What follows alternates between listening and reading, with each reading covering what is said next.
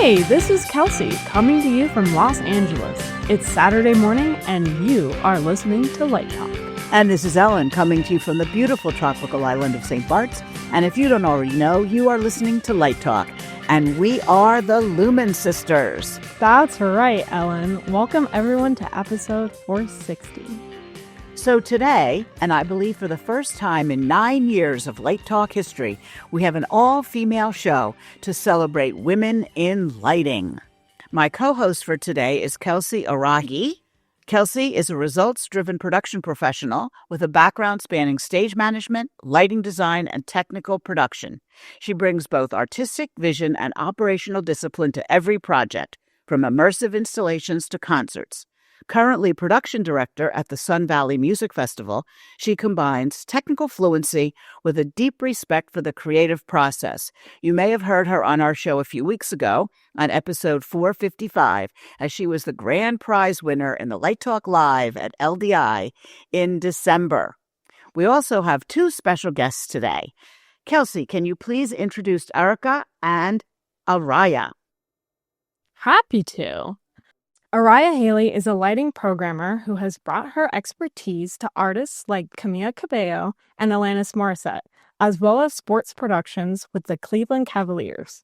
With a deep love for Grand MA and Zactrack systems, she is dedicated to helping others explore these tools with the same curiosity and passion she has developed, encouraging growth, efficiency, and the courage to step beyond their comfort zones. Erica D. Hayes discovered her gift for lighting the same way she found her love for directing, through a love for music and a penchant for building genuine relationships. She has become a go-to lighting designer for both legacy acts like the Isley Brothers, Fantasia, and Run DMC, and contemporary stars like Sid, Coi Leray, and Her, who she has toured with. She also designed R&B star Daniel Caesar's Freudian Tour and his performance on The Late Night Show with James Corden. She is a member of IATSE 728 in Los Angeles and a professor of lighting techniques and applications at California Baptist University. Erica works in both the music industry and Hollywood. Thank you both for joining us today. We wanted to have this episode of the Lumen Sisters to talk about women in lighting and talk about your experiences as women in lighting. So to start us off, did you see women represented in lighting when you were starting out, and how did that affect your confidence or expectations? Let's start with Erica. First of all, thank you guys so much for having me. It's such an honor to be here with these legends. And no, I did not see too many women starting out as a touring LD in the R&B and rap world. When I first started touring, I was pretty much one of the only African-American females in the bunch. We like to call ourselves unicorns, so to speak. I worked in a male-dominated industry. To this day, it's still a male-dominated industry. Most of the females that I work with on tour were either dancers or the artists themselves. So no, I was not reflected too much in the industry as a woman. What do you think, Aria? Hi. I want to thank you so much for having me on as well. This is going to be a lot of fun. And one of my first interactions was in college. I remember there was this lighting designer who came through, and she talked to the girls differently. Like, she was really hard on us. Wow. And like, even the guys noticed. Like, it was just this very stark difference, like when we were focusing on the plots for the theater there. And I just remember thinking, as a 20-year-old, I promise I will never talk to another woman that way. Even if like I was treated that way, which is what everyone said. It's like, well, she was, because she was older, and that's what she was like growing up in lighting. And I'm just like, I will not be that way. So that was one of my first experiences, was this takeaway of like, this is how I will respond to others that I work with in the future. That's disgusting. And she wasn't like, it was just a harsher tone. And I'm just like, no, I want to always make sure I speak to anyone with the softness and not that type of way. But a noticeable difference is really Mm-hmm. interesting. Yeah, that everybody was able to see. And it did, like, as a college student, I was worried, oh, is it going to be that way? And I'm thankful it has not been that way. That was just such an isolated first-time experience. Oh, you both have been doing this for a while now. I'd say you're both professionals and have the years and the experience under your belt. Have you seen a change in representation? Do you now have people that you look up to? And do you want to name drop anybody? Absolutely. I've definitely seen a change from when I first started 17 years ago to where we are now. I mean, running into people like Lauren King, who I love her so much. I will name drop Lauren in every single environment that I that I can get into, because she's opened doors for me in many different situations that would not have been open beforehand. But yes, I am seeing more women. I'm personally reaching out to young women in entertainment and helping them get into the industry and doing outreach programs of that nature and putting women that's coming straight out of college and giving them opportunities to prep tours and rehearse tours and then go out on those tours. But yeah, it actually takes us uplifting each other. A woman, Heather Meyer Newsom, was the one that helped me get into IATSE 728. And it's about opening the doors for each other and helping us get to the next step.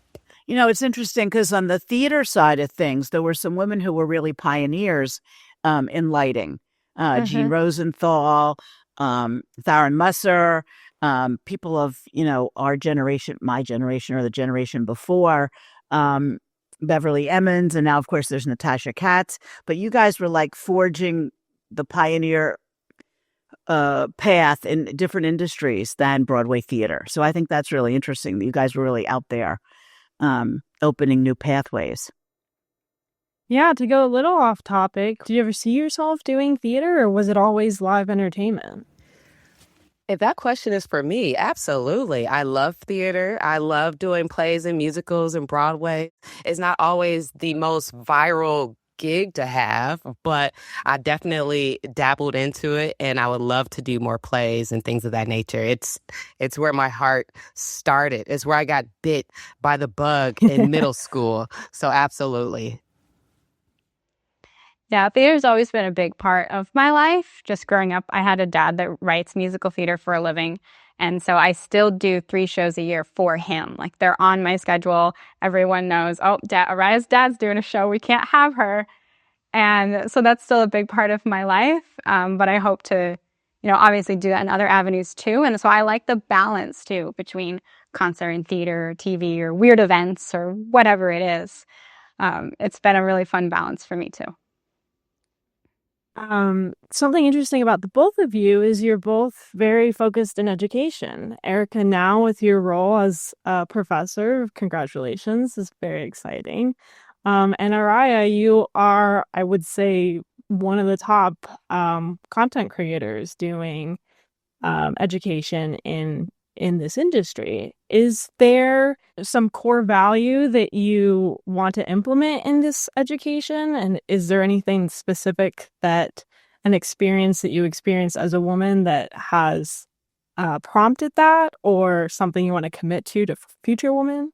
I think one thing that I've taken away just from people ask a lot of questions, especially when you're putting stuff on the internet. And so I've been trying to figure out, okay, what are people actually wanting to hear? And one common question I get is, where did you start? Where did you come from? How do I go here? How do I go there? And a big part, it's not just how do I learn the software, but how do I get the courage to step out where I want to step out? And you see this from men and women alike. Like, it's not just in one demographic. But that's been a big thing that I've noticed, is like, we're not just needing to learn, hey, how do I use this? But hey, how do I become the person that can step into that role, that can sit behind that table, that can be in that room with everyone else and present myself in a way that allows me to be part of this whole entertainment world? Wow, that's pretty deep. And, I want to piggyback off of that because generally speaking, you don't know what you don't know until you get out there and get into the fire. So even watching when I first came out, well, when I first came out, one of the first content creators that really started educating me on these YouTube videos was Christian Jackson. And I'm so excited to see that she's out here now doing the same work as he is, if not even better.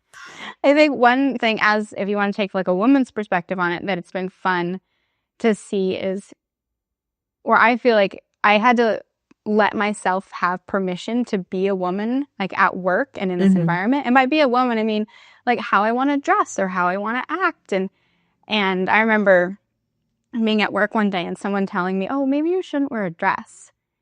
And I took that back and I went, "Wait, really? But I'm not bending over. I'm sitting at a desk. Like, really, I can't wear a dress." And so I remember there was months where I didn't.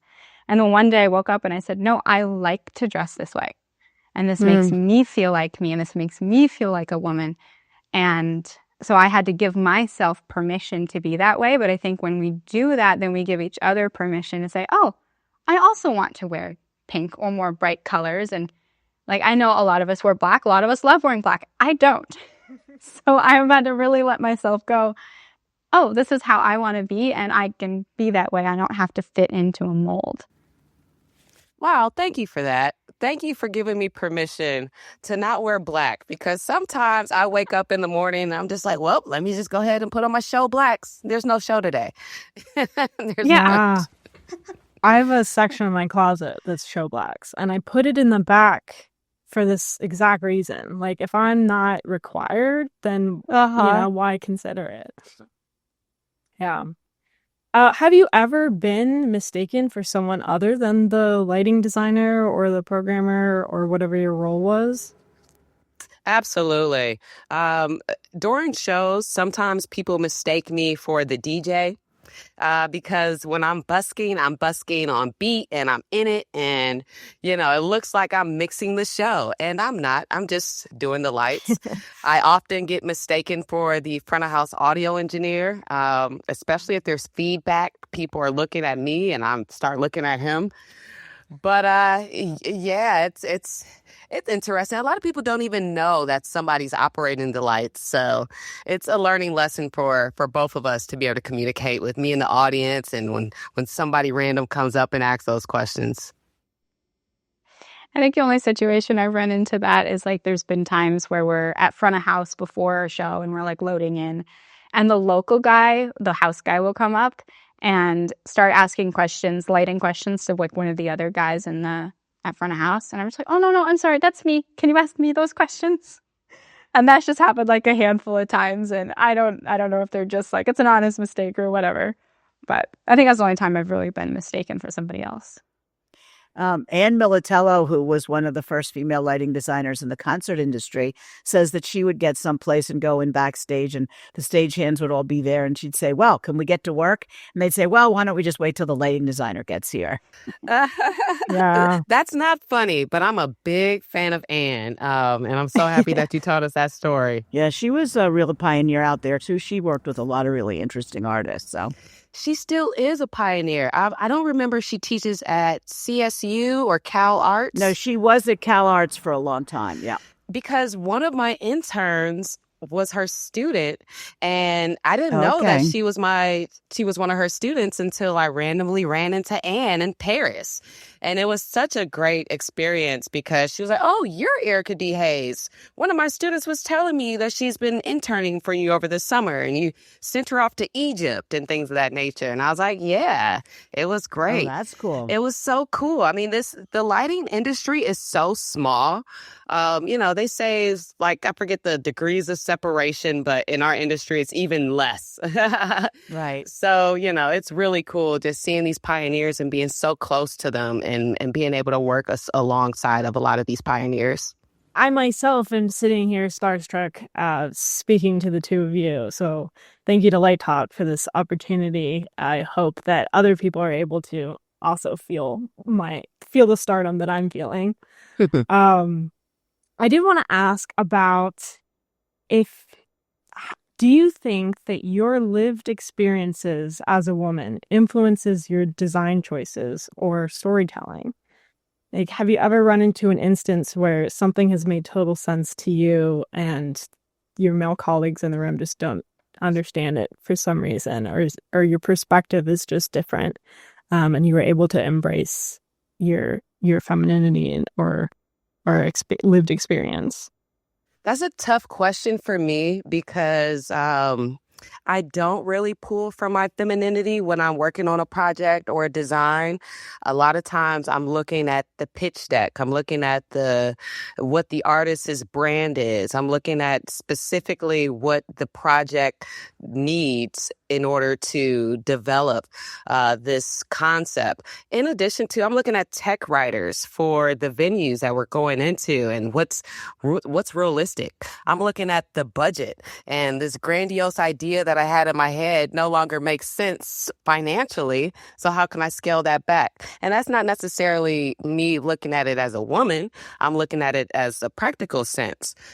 But yeah, it doesn't always connect. My ideas don't always connect with my male counterparts. And I don't think it's just me being a woman and them being a male.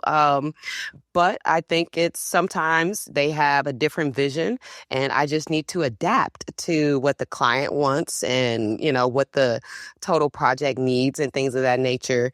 But my lived experiences, I'm not 100% sure. I think I have trauma from previous projects that is just like, okay, I got cussed out by an artist by doing this, and I'm not doing that anymore. So Sure. I have that type of traumatic experiences that develop my, concepts that I bring to the table. But I don't know if it's about me being a woman. And I grew up a little tomboy. So I'm just dabbing into this femininity like within the last 5 or 6 years or so. I think that's definitely relatable, taking the notes or the mistakes or the hard lessons learned from previous shows and applying them to new ones, because you don't want to put yourself in that position again. We've mentioned before that you guys have done some touring. What's it like going on tour as a woman? Is that a difficult thing to do? I remember my first tour was kind of this realization. I was like, I am the only girl on this bus. And people had told me that that's how it would be, but there's something about sitting there and going, oh, you guys are all definitely guys, and like how you interact with each other. And I'm a very touchy-feely person, but I've noticed if you are the only girl, they're all hugging each other. And I'm just like, can I have a hug too, please? I remember me and the head rigger every morning, we would give each other a hug. And I was like, okay, that's my hug of the day. Aww. And, as someone who's like, I grew up in the church, I have a really close family. It's like, so I'm very used to that close personal connection. And that for me was like the most stark thing right away is, oh, it's a little different. And these are all strangers. So obviously we have like a decorum that's a bit different from like all the people I've grown up with. But I was in this super cool experience when we were programming the Alanis Morissette tour, and it was me and Melody Singh. She was doing the scenic. And then we had Jessica Sanders, she was doing Zack Track, and then Morgan, she was on the lighting team. And it was the 4 of us, and we were all so excited just for the couple weeks we got to be together. First of all. Yeah, and so we sit at catering, and we're like, oh, we're having such different conversations than what we usually have on tour. And it's just because there was 4 of us there, and so it changed the demographic. But the coolest part of that whole thing was maybe this isn't cool because people kept making this comment, but Nate Cromwell really stood up for us. And people would say to Nate, oh, you hired all women. And he goes, no, I hired the best. And they just happened to be women. Oh, that's and he'd great. say that every single time someone made a comment about all the women on the team that he picked. So. Yeah, the list of women that you listed off are such A-listers in the crew world that you guys are definitely the best for the job. So kudos for that. I've never been in that position where I'm working on a crew with all women. I've been in a very similar situation with Janelle Monáe. Lauren King brought me on that back in 2017, 2018 or something like that. And yeah, it was a all women front of house, but we had all male crew. So that was, 6-7. Ha ha ha. But other than that, like I haven't had that situation. So it's so cool hearing your experience with that. Yeah, over the summer I was working the festival and we had to bring in a sub uh A1 and she came in and I explained we're all in one house, we're all very close. I'll help you out when you get here. And she came and walked through the door and she was like, "Oh my God, it's not all men." And I was like, "What?" And she was like, "Yeah, I fully thought I was walking into a house of like 6 guys and it's like evenly split. This is crazy." And I was like, "Oh yeah, we don't do it like that over here. Like we pick the people we need and they just happen to be split." I mean, you both talked about a couple male colleagues and they're our allies, right? So have you had conversations with those around you about being a woman in lighting? And do you find that you're asking others to step up for you? Or do you find that when someone does advocate for you, you encourage that behavior or is that a common occurrence? Okay, I want to jump in on this because this is so deep to my heart. It's very rare that I work with a team of males that advocate for me. So when I find them, I keep them. I work with them for Right. 10, 15 years at a time. And anytime Benny, my production manager, calls me, I jump and I say how high. Or I don't have to say how high because I know what his expectations are. I just recently did this tour with Somber, and my production manager and tour manager advocated for me in ways that I've never been advocated before. And I'm like, wow, Mm, you guys have my back here. We're loading in and, they're right there beside us saying, hey, no, what Erica says goes. And then all of a sudden, okay, the boss just said, they just gave me the leeway to be the right. team leader for that night. And it's very important to have those people advocate for you in those situations, because if not, you can be in situations where you're just battling the crew for 12 hours unnecessarily. And it's just like, ah. But yeah, when I run into those people, it's a big deal. It's a big deal to me. Aria and Erica, you've both been on the Women in Lighting panels at LDI over the past 2 years. Who attends those and what was the response like? Is it mostly women or you got some guys coming in to listen? And does that feel like a supportive environment? Oh, this year was extremely supportive. And they had spotlights on us, though, so it was actually kind of hard to see the crowd Okay. because they put it in the main hall. Yeah, on the Battle of the Busk stage. Yep. Yeah, no, it was great. Don't move the stage. Okay. However, I couldn't see the crowd as much, so I didn't see exactly how split it was. But I know there were a lot of women there, especially younger students that came up and talked to us Oh, good. after and just wanted to tell us what we'd said that encouraged them. And that to me is my favorite thing, is knowing I can encourage you where you're at and help bring you forward. So it seemed like there was a good chunk that were from that demographic. To segue really quickly, to hear a lighting designer complain about the harsh lights on stage is so fun. It's like, Aw. it's right where we are. Mainly because, that's where I live at, balancing those key lights where the audience needs to see you, but you also need to be able to see and interact with the audience. That's so interesting to say that. But the year that I did LDI, we were standing room only. The the ballroom that we were in was packed, filled with men and women of all races. I had a couple of Mm. individuals fly in from Accra, Ghana, for this event, and I made some really, really good connections. And from my first LDI event, I started going to Ghana to teach these workshops and master classes with the individuals that came out to my LDI Women in Lighting meeting. Wow. And it was a big deal because they're like, we don't have as many women in lighting. They don't even know that this is a career field. We have Mm. women in entertainment. They have, producers and this, that, and the other, but they don't have board ops who are women. They don't have programmers and lighting designers and things of that nature. So being able to take those networking connections that I made at the Women in Lighting meeting at LDI and actually change the game with them and fly across the world and be able to influence and teach people of that nature is such a big deal. What is it like going over there and teaching there? There is a stark contrast in what we have access to as far as gear and capabilities than what they have access to.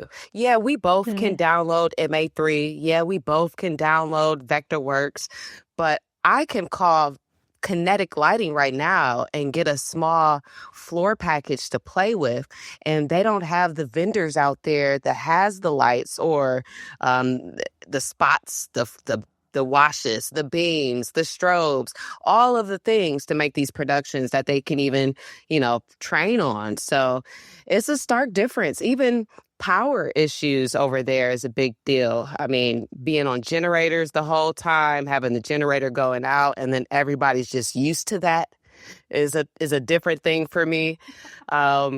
But I feel like we have the technology and infrastructure here that we can take over there and help increase their infrastructure and things of that nature.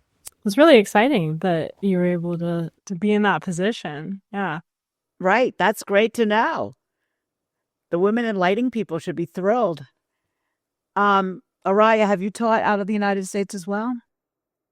I have. I've actually, that's what makes our world even smaller, right? Is when you get to other parts of the world and then you find people who know people that and you're just like, how is this possible? But I got to speak at this tracking event a couple years ago in London. And it was this great, Ammonite put it together. And it was the 6 different spotlight tracking companies. So you had RoboSpot and ZacTrack and BlackTracks and Follow Me. And then there's a couple other companies that just do they do the manual spots. And so we all got to speak and do our part and just kind of talk about how tracking is affecting shows. And they kept it very neutral, like they weren't trying to sell a product. I just thought it was so well done. But I got to represent ZacTrack as a brand. And it was so cool then getting to walk into the crowd and meet people from London and other parts of the world. And now I've actually had a chance to work with some of those people. And it all started with just getting up and just talking about this love for a product that now we can share that globally. It doesn't matter like what culture you're in. And once you've touched the product and you like it, now we have something in common. That's cool. So one of the original Lumen brothers, David, has a wish list that includes an AI speech-controlled console. And you talk to it and you say, can I have all those lights over there at intensity 50% at blue, please? Oh, no, bring them back. Tilt them this way. And you can just talk to your console and get what you want. How do you guys feel about that? Hold on. David is a Lumen brother and he's requesting to get 75% of our jobs taken away. I'm just want to clarify that. All right. Yep. Yeah. You know what? When I saw Blackout, there's this lighting app that's iPad based. It's been taken off in the film industry. When I saw that app take off, I said, well, there goes the neighborhood. But an AI version of that is what my job is on set. I'm going back and forth with the gaffer. He's trying to figure out what he wants the scene to look like, what he wants it to feel like. And, sometimes it's just going up and down on the intensity or going back and forth on the color temperature on the fixture for 5 minutes until they say action. And then we got to do it really fast right before the action goes. But, to do that text to speech via AI, it's coming anyway. So no matter what, within the next couple of years, it's going to happen. We're watching everybody cut corners from productions on set to productions on festivals and things of that nature. Now, I will say it's going to get a little weird when you do a big loud festival and the music is really loud, everybody's screaming all around, and you still have that text to, AI going in the background. So that can get a little funky, but I think it's going to happen anyway, unfortunately. I was talking to Will Murphy about this at LDI this year, and he reminded me from the development software side of things, how much processing power has to exist in a console than for us to do this. And because we can't necessarily be online everywhere either, it has to all be able to happen within the console. And to have that much power in the console is not going to happen overnight. So yes, this idea sounds great, but like from a technical standpoint, it's going to take a bit longer to do it. And then just my personal thought process behind it is we call AI artificial intelligence, but another way that it was put to me is to think of it more as augmented intelligence, because really it can only spit out what it's been given. It's not creative on its own. We are the creative beings in the situation. So I have a way of seeing the world. And what I'm doing is I'm putting my way of seeing the world, I'm filtering it through AI, and I'm getting a product. It can only give me what I can give it. So my personal, like as a programmer, what I would love to see first in a console is for me to go, can you clean up these things for me, like this transition, or like, can you just make all the groups that have the VLs in it, could those be pink? And I want to be able to say stuff like that to it so it can start doing the more of like assistant programmer type tasks for me, because there's not very many shows you can actually have an assistant programmer to do those things.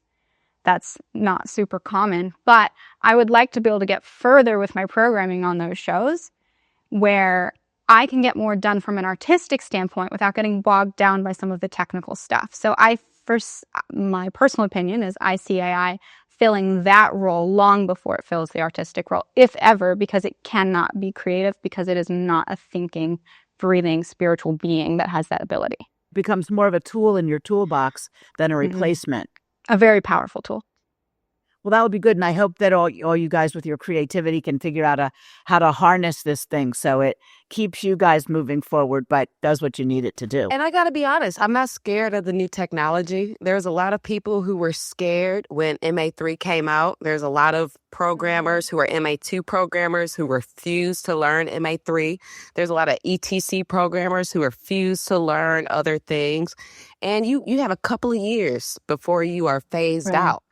But with this new technology coming in, I love learning new things. It keeps me on my toes, and I love challenges. So as long as we are creating tools that aren't replacing us, because we're watching fast food workers get replaced at McDonald's, for simple tasks. And what we're doing is not a simple task by any means necessary, but I'm so happy that you brought it back home for all of us. It's like these tasks will take a lot of processing power, and it's not going to happen overnight. Right. And then we also, like, as the programmers and designers and technicians, we have the voice to like speak up to the people developing these things, right? We can talk to MA, we can talk to ETC, we can talk to the lighting manufacturers. Do they always listen exactly how we want? No, because we're all people and we're all communicating with each other, but we have the ability to advocate for what we want now on the forefront before it gets to the point where someone's already made the decision and it's out there. If you had no restrictions, do you have a dream tool or piece of equipment or console feature that, like, in your perfect world, you would have that? David's is his AI console, but like, what would yours be? Mine is what I explained like a second ago with what I think AI will do first is doing those administrative type tasks in the console.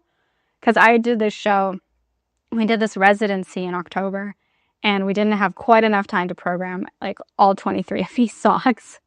And I was definitely like, I wish I could just have it do these little things so that I can get back to like the creative aspect of the whole thing. Erica, do you have a dream equipment or dream feature? That's a good question. I don't know if I have a dream piece of equipment, especially because a lot of my dreams are coming true daily. But Dream AI, I'm not sure if you've heard of Claude. Claude is a very similar AI to ChatGPT, but just a little bit more in depth. Think of Claude, you can drop in your MA3 show file and your Vectorworks show file, and you could tell Claude or the AI, tell me what my issues are going to be before I get on to the stage. And it can tell you, okay, you're going to have mode issues here because your fixture profile does not match the mode of the lights here. So it can just pinpoint these things that's going to take us 5 to 10 minutes to troubleshoot, sometimes 20 to 30 minutes to troubleshoot on the day. And it can just look at the paperwork and look at the files and figure that out. There's this issue with fixture profiles on off-market fixtures. And, for lack of better terms, there's this Chinese spot fixture that the schematics on the DMX chart does not match what's actually happening on the fixture. I want AI to figure that out for me while I'm doing something else. You know what I mean? Those types of things, I'll pay for that. I'll pay for that. But other than that, I know that I have colleagues who could do that, and we could pay them their day rates and things of that nature to make those fixture profiles or do R&D for those companies. But sometimes it doesn't happen. And sometimes I get to a festival that has a whole bunch of those lights. How about a dream job? What would your dream job be, project-wise? Is there something you've just been dying to do? Like Bad Bunny at the Super Bowl, or who knows? Would you like to do Bad Bunny? Yep. Is that your dream job, Ellen? Okay. I told my mom yesterday, or I think it was literally yesterday, we went to New York this weekend just to see some Broadway shows because family, theater, inspiration. So we were like, let's go do this for the weekend. So saw a bunch of shows, and I'm currently just in love with Hadestown. Right, this is the second time I've seen it. I think it's gorgeous. I love the music. I love a show where there's no dialogue. This, for me personally, it's like, take out the dialogue. I want singing the entire 2.5 hours. And I know that's not everyone's preference, but it's definitely mine. And I'm watching the lighting and the simplicity of it and the colors and the shifting. And I told my mom, I said, if I can light something as beautiful as this one day, then I'll be happy. So for me, it's not necessarily what is the dream show, but if I can feel this way that I'm feeling about this show, about my own, then that to me is what I want for success. Yeah, I would have to agree with you. I don't necessarily have a dream show or a dream artist that I want to work with, but I do have some dream crews that I would like to work with. I have some production managers on my list that I would like to work with. I really love architectural lighting design. I know that's way off from stage lighting and lighting for film and things of that nature, but lighting for buildings and hotels and some permanent lighting installations, that really gets me going, Dan Militello does both, so you should hook up with her. She's in LA. Go have lunch and get some architectural projects going with her. And I think it was when we had some type of snack together in Paris. It wasn't quite lunch because I couldn't pick her brain. But when we had that snack together in Paris, I was able to pick her brain just a little bit about the things and projects that she's working on. And it just really took me to the next level because there's so many things that you can do. There's not a box as far as being a lighting designer, just play with lights in general. You could be a crew chief one day. You could be a programmer the next day.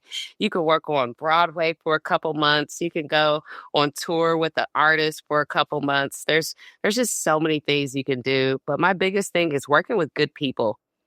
My favorite thing about programming is the puzzle that your brain gets to do to put it together. So if you're constantly working on the same type of show, it's technically the same puzzle. It's all variations, but it's about the same picture. But when you get to do different shows, or I think it'd be fun to do one of those immersive shows where it's a group going through, how fun does that puzzle sound? So for me, it's okay, well, what cool puzzle do I get to do next? And those are my dreams. There's a new one of those in Vegas. It's called Hope Road. That's the Bob Marley experience. Mm-hmm. And I haven't seen it yet. It was dark the week of LDI, unfortunately. But I think it was lit by Rain Renshaw, who does the art of programming at LDI now, and programmed by Benny Kirkham. And it looks fabulous in the videos of it. So if you get to Vegas, by all means. I will. I'm sure you've both heard this before, but if you could speak directly to your younger self, what would you say? Is there a piece of advice, a tip and trick, a wish? If I could say something to my younger self at the start of my career, I would tell them to keep going, Not everybody's going to like you, and not all money's good money. I think what I would say is if I told you right now everything you were going to do, you wouldn't believe me. Because I think we want to know, like, oh, what am I going to do? Am I going to do this? Am I going to go here? And I remember being so concerned about that in college. Like, where was I going to move? And what am I going to do after? And even like a year ago, I was concerned about that.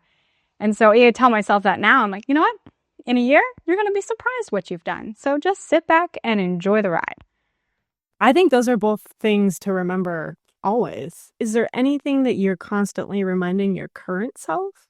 You know, when I first started lighting and first started touring, I got this tattoo that said, work comes from work. And it's something that I constantly remind myself when people ask me, how do you get your gigs? And how did you get this? And how did you get that? I was on a gig when somebody asked me if I was available for the next one. You know, I was working and somebody asked me if I was available next week and things of that nature. And a lot of times, sometimes the gig doesn't come next week. Sometimes the gig comes next year from the person that you worked with a year previously. So work comes from work. I think mine's in the similar vein because as a freelancer, you're like, when's my next job? And when I first started, I was 2 months into freelancing, and someone called me and said, what are you doing? And I said, oh, I'm making lunch. And he meant like, what was I doing for work in that moment? But I just am so literal. I'm like, well, I'm making lunch right now. And he goes, no, I need to know if you're free tomorrow for the next 3 weeks. Can I put you on tour? And I said, oh, no, I have a gig. So that moment, I didn't take that one. But ever since then, anytime I'm worried about like a gig or what am I doing next month or next week, I go, well, I could just be making lunch and then I could go on tour. So that's what I tell myself. I'm just making lunch. That's great. Well, it was fabulous, fabulous, fabulous having both of you on here, having seen you at LDI. And it's just great having you be part of the Lumen family. And I hope we'll get to talk to you guys again sometime soon. All three of you, actually. It's just been wonderful having a Women in Lighting edition. But the rocking sounds of the Luminoids tell us that once again, you've spent another morning listening to Light Talk. You can hear our show on just about every podcast site out there. Check out our website on lighttalk.org and be sure to follow us on Facebook and subscribe to our podcast. That way you will not miss a second of Light Talk insanity. No guarantees offered regarding the accuracy of any statements or opinions made on this podcast. However, if you do decide to litigate, you will have to deal with me, Snoot, from the Snoot Group. And don't get it twisted. Just because I married one of these losers does not mean I will go easy on you. So don't with me. Light Talk is written and produced by the Lumen brothers and sisters, coming to you from Los Angeles, South Dakota, and the tropical paradise of St. Barth. And be sure to join us next week when we dive into more lighting shenanigans and serve up a fresh, piping hot casserole of nonsense. Light Talk, broadcasting questionable Lumen knowledge and humor around the world. We will see you all next Saturday morning. Bye-bye from Light Talk.